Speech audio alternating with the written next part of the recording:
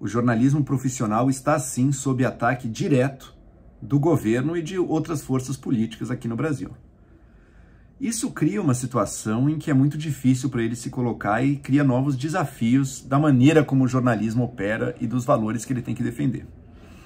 Dito isso, para mim a principal tentação e o pior erro que o jornalismo poderia cometer agora é abandonar o seu ideal de objetividade para se tornar um porta-voz e um defensor ou uma oposição ao governo que o ataca.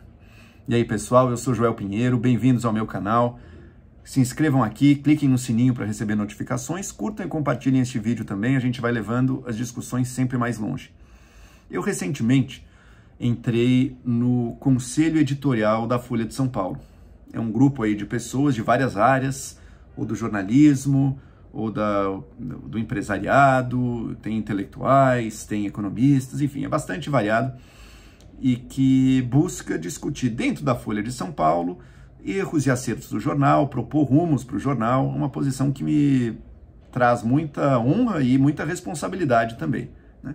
Não que eu vá estar decidindo nada, o conselho ele não decide diretamente os rumos do jornal, mas ele dá uma baliza que é levada em conta, sim, nas tomadas de decisão do jornal aí ao longo dos meses. Então me trouxe muita honra esse convite, muita felicidade também pelo reconhecimento, e tem me feito pensar cada vez mais nos desafios da imprensa, e especificamente nos desafios do jornalismo profissional, né? As pessoas, toda essa estrutura que coleta informações, redige ou transforma num documento audiovisual e tenta levar essas informações de forma acessível, legível, interessante para o grande público, para fomentar o debate, para alimentar, na verdade, o debate público. O debate público só pode se dar se há uma base de conhecimento e, mais do que isso, meios.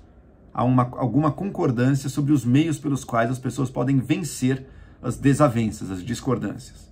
O jornalismo é parte disso. Ele não é a única instituição que faz isso, a ciência também faz, as universidades, essa função de prover conhecimento confiável para a sociedade, mas o jornalismo também faz isso no campo dos acontecimentos do dia a dia, né? Não naqueles temas mais de fundo, do qual você pesquisa longamente, isso a universidade faz, da ciência, mas nos temas do dia a dia. Quem disse o quê? O que os políticos estão fazendo? Quais são as movimentações? Para onde que os empresários estão olhando? Enfim, isso é a função do jornalismo. E o jornalismo está sob ataque. Ele está vivendo um momento de crise em várias frentes, todas elas, eu diria, a ver com a revolução tecnológica que a gente vive, que é as redes sociais, a internet e as redes sociais, que conseguiram entregar nas mãos das pessoas um poder, uma capacidade de se expressar e de acessar a informação que elas quiserem de forma inédita na história da humanidade. Então é algo riquíssimo, é algo que abre potencialidades muito positivas e ainda nem devidamente exploradas no seu potencial, mas que também traz riscos. Também traz riscos porque essa atividade fundamental de trazer informação confiável, objetiva para o grande público, ela fica em xeque. E também traz outro por dois motivos, tá? Um deles, o econômico, eu não quero tratar tanto desse aqui agora. O econômico é as pessoas não querem pagar pela informação, elas querem tudo de graça. E aí? Mas a estrutura para gerar informação de qualidade, não qualquer informação de baixa qualidade é baratíssimo de gerar. Mentira, distorção, comentário, isso é barato. Gerar informação de boa qualidade é caro. Descobrir, investigar, apurar, checar, isso é caro. E as pessoas não querem pagar por isso hoje em dia porque é tão fácil, é tão barato ter aquilo de graça na sua mão, tá? Com alguns cliques você burla a maioria dos sistemas defensivos dos jornais brasileiros. Então tem uma crise econômica.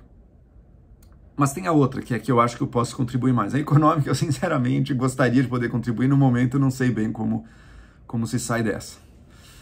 Mas tem uma outra, uma de posicionamento. A gente vive num momento altamente polarizado da sociedade, em que ela se divide em pelo menos dois, mas às vezes em mais grupos até, em que os membros de cada grupo só querem ler a informação que confirma as suas crenças e os seus preconceitos, eles querem se sentir bons e, esse é o mais importante, Eles querem sentir que os seus adversários, aqueles que não concordam com eles, são verdadeiros demônios. E por isso as pessoas buscam esse tipo de informação, que só confirma o que elas querem. Um jornal sério, ele vai ter dificuldade nessa situação, porque o jornal sério, veja, nenhum lado é, por mais que algum lado esteja mais certo e outro mais errado, mas nenhum lado é dono único da verdade. Vai ter uma série de questões em que um lado está certo, outro lado está certo, de que o que é um fato que é negativo para um lado vai acontecer, daí no dia seguinte um fato que é negativo para o outro lado vai acontecer também. Para os membros de cada uma desses grupos, eles só querem ver o fato positivo. E o fato negativo eles querem dizer, ah não, mas isso não aconteceu, não foi desse jeito, não é importante. Ele quer dar algum jeito de que, pelo qual a mente dele não precise levar a sério os fatos negativos para o lado dele. E valorize, por outro lado, os fatos positivos, tornando eles ainda mais positivos. Não quer ver onde o lado dele possa estar errado. E quer ver, e quer só ver, e quer aumentar os lados e os pontos em que o lado dele esteja certo. Um jornal sério, com objetividade, que eu acho que é o valor principal, ele vai estar tentando mostrar a realidade. Às vezes ele vai agradar um lado, às vezes ele vai agradar outro. Numa mesma edição, que vai ter dezenas, centenas de notícias, vai ter notícias que um lado considera horríveis, horrorosas, e outras que o outro lado considera horrorosas. E a notícia horrorosa, ela é lida como um ataque. Ela diz, ah, tá vendo como esse jornal, no caso do jornal que eu tô, a Folha de São Paulo, é incrível. Petistas e bolsonaristas olham o mesmo jornal, cada um seleciona algumas manchetes diferentes e fala, tá vendo como a Folha tá do lado contrário? E no fundo não tá, né? No fundo tá fazendo o trabalho, claro, com aquele espírito de provocar, isso é até próprio da Folha, mas está fundamentalmente transferindo e tentando comunicar informações com um mínimo de objetividade para as pessoas. Agora, tem um dado extra ainda por cima. Neste momento, o governo se fez de um dos principais antagonistas da imprensa profissional, do jornalismo profissional, ataca jornalistas, incentiva diretamente a descredibilidade do jornalismo profissional, ao mesmo tempo em que busca levar as pessoas a consumir blogs, a consumir youtubers, a consumir gente que não está minimamente preocupada com opinião, com informação objetiva. Ele quer alimentar a polarização, quer alimentar o partidarismo das pessoas que o seguem, né? E o presidente, ele, como é sabido, muito da estratégia dele depende de estar a todo momento alimentando o debate público com absurdos, com falas que levam ao limite o que é considerado aceitável ou não no discurso, e muitas vezes com mentiras também ou distorções da informação. E atacando a imprensa com isso, e atacando diretamente a imprensa, não só universidades também, todas as instituições do conhecimento. Tá? Porque o conhecimento objetivo, ele é um obstáculo para qualquer um que queira ser um ditador, que queira ser um tirano, tá? Que queira o poder total. Não importa a ideologia, hein? Não importa a ideologia. Então ele tornou esse ataque parte do seu modus operandi. Como é que a imprensa reage? Tá? E ele ataca também valores muito caros, como a democracia, como o respeito aos direitos humanos, tortura, execução, elogio da ditadura, elogio da tortura. Coisas que, para qualquer pessoa minimamente comprometida com os ideais da civilização ocidental, iluminista, são profundamente absurdos, né? Chocantes até. Mas então, como é que o jornal, em reação a isso, se coloca? Duas possibilidades. Uma possibilidade para um órgão de imprensa. Bom, já que o governo nos ataca e ataca valores que são pilares da nossa ordem social, da democracia, direitos humanos, liberdades individuais, o jornal tem que se colocar, tem que se dar conta do seu papel histórico nesse momento e se colocar como linha de frente desta guerra contra o governo, o presidente ou aqueles que usam desse discurso. Essa é uma posição. Segunda posição, agora mais do que nunca, em que a desinformação e a mentira e o discurso de ódio têm um papel central no debate público, mais do que nunca é importante municiar a população, municiar o debate público com informações confiáveis e com objetividade, buscando criar aquele campo comum de fatos que permite o debate público. Porque se não tiver isso, se cada um viver num universo paralelo de informação, você não tem debate público, você tem guerra civil, não tem como ter diálogo. Eu defendo essa segunda. agora mais do que nunca é importante que os jornais valorizem e cultivem a sua objetividade, mesmo quando isso significar não bater no governo com a força que bateria. Uma notícia que é ruim para o governo, torná-la ainda pior.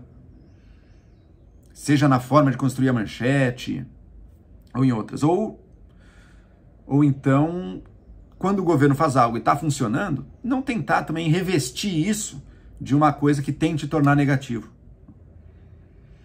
Eu dou um exemplo concreto, que não é só da Folha, tá? Muitos jornais têm feito isso. Bolsonaro mente na conferência da ONU. Que o Bolsonaro falou informações incorretas, que distorceu diversas coisas para compor um discurso, isso estou de pleno acordo, fez isso mesmo. E eu não tenho dúvida de que ele muitas vezes mente. Ou seja, que ele sabe que ele está dizendo algo incorreto, mas diz só para alimentar o público dele. Agora, o que eu ganhei de informação ao dizer que ele mentiu? Né? O jornal poderia noticiar o que o presidente falou, mostrar a informação correta, aí eu acho que tem que fazer isso mesmo, num caso de um discurso importante como o da ONU, mas ele foi além. Ele disse que o presidente mentiu, ou seja, deu uma interpretação sobre o que se passava no coração, na intenção do presidente. O que você ganhou com isso? Você está informando um fato novo? Não, você está dando uma interpretação. Essa interpretação vai agradar as pessoas que já não gostam do presidente. As pessoas que gostam do presidente, essas vão sair dessa manchete irritadas. Como assim, mentiu? Ó, tá vendo? Olha a má vontade que tem. Você pode até dizer que a informação é falsa ou não, discutir isso, mas afirmar que mentiu? Você está colocando o seu partidarismo na manchete. E ao fazer isso, aliena essas pessoas. Gostemos ou não, tem aí hoje em dia o apoio do presidente é o quê? Uns 20%? 30%? Sei lá, enfim. Digamos que tem umas 30, 40 milhões de pessoas no Brasil que gostam do governo. Ora, essas pessoas que gostam do governo não são todas psicopatas, ditadores, criminosos, nem nada disso, concorda? É gente que também está buscando se informar, que está buscando discutir os rumos do país, que está querendo de alguma maneira um país melhor também, embora possa ter concepções muito diferentes das suas, possa partir de lugares muito diferentes, possa ter uma percepção completamente diferente do que está acontecendo, ok. Mas é gente que busca participar de um debate, muitos desses buscam participar de um debate público. Existem extremistas malucos, existem proto-terroristas, existe gente violenta, existe. Mas não são 30 milhões de pessoas, concorda? É importante que a gente tenha fontes de informação que cheguem a todos, que consigam criar, estabelecer interlocução com todos, justamente para criar esse campo comum do debate público, e que, portanto, não estejam alienando ou não estejam criando ruídos desnecessários com uma grande parte desse público. Por isso, eu sou contra essa coisa pontual de um jornal falar que o presidente mentiu. Mesmo porque ele não é o primeiro a mentir. Talvez ele minta mais do que outros. É um dado interessante de coletar. Será que mente mais do que antigamente? Comparar discursos, por exemplo? Agora, não é o primeiro político a mentir também, né? Vai virar só com ele essa política? Por que não com outros? E se com outros, aí ficar dizendo, será que errou? Será que mentiu? Não vem ao caso. Não agrega nada. Por isso eu sou contra isso. E de forma mais geral, o jornalismo precisa cultivar ainda mais a sua objetividade, a sua capacidade de dar o que importa e os fatos concretos para as pessoas. Muita gente critica de forma injusta o jornalismo, tá? O que dizem, ele é muito enviesado. Olha, algum viés tem. Mas, em geral, as pessoas que criticam, de onde é que elas buscam informação? É de jornais científicos? Não. É de blog e WhatsApp que tem viés vezes 10 milhões ali. Então, o que a pessoa está criticando não é o viés, ela está criticando o fato do jornal não ser um porta-voz do governo que ela gosta ou da oposição que ela gosta. Tá?